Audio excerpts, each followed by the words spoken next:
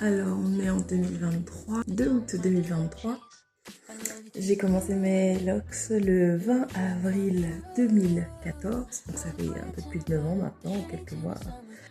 Il semblerait que l'aventure des locks touche à sa fin.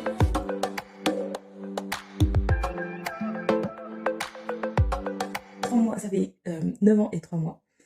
Et j'ai eu des hauts, j'ai eu des bas, notamment la période de postpartum où j'en avais vraiment marre d'avoir des cheveux, de me sentir touchée comme ça par les cheveux et tout. Depuis que j'ai ma fille, j'ai pas cessé de les couper. À peu près à cette longueur tout le temps. Je les recoupe régulièrement. Et de suivre mon envie, suivre mon cœur et d'arrêter cette aventure, de passer à autre chose. C'est fini. Les locks, pour moi. En tout cas, pour l'instant, hein. Peut-être que j'y reviendrai plus tard, mais pour l'instant, c'est terminé. J'ai envie aussi que ma fille voit quelqu'un qui a les mêmes cheveux qu'elle. Comment est-ce que je m'en occupe, comment est-ce que je les aime, même si je fais tout pour qu'elle puisse s'aimer, s'apprécier, apprécier ses cheveux. Elle aime ses cheveux, elle dit tout le temps oui, j'ai des beaux cheveux, j'aime mes cheveux. Mais ses références, lorsque c'est le moment de la coiffer, lorsqu'elle veut choisir une coiffure, c'est toujours des références qui n'ont pas le même type de cheveux qu'elle. Elle veut avoir la tresse de Elsa, de la Reine des Neiges. Elle veut des queues de cheval qui tombent comme ça. Enfin, c'est pas, c'est pas des bons points de référence quand on n'a pas des cheveux qui font la même chose.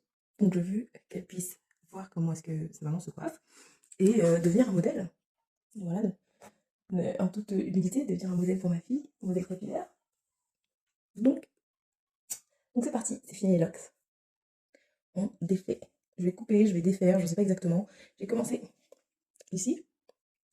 Alors, ce que j'ai fait, c'est que je l'ai imbibé d'après-shampoing, la lox, et ensuite je l'ai défaite au fur et à mesure avec, la pointe d'un peigne. Et donc là, je vais continuer, je vais prendre la lox qui est juste à côté, celle-là, et je vais faire la même chose. Je vais l'imbiber d'après-shampoing et je vais remonter et la défaire petit à petit avec la pointe de mon couteau. Alors c'est assez frustrant parce que on va dire que 80% de ce qu'on voit là, ce sont des cheveux morts, donc tout part. Tout part. Et après, on se retrouve avec une mèche toute fine. Donc peut-être que enfin, peut-être qu'il y a de la longueur, mais il n'y a aucune épaisseur du coup. Donc ça fait un peu bizarre, mais c'est l'hérité de mes cheveux. C'est comme ça qu'ils sont en dessous.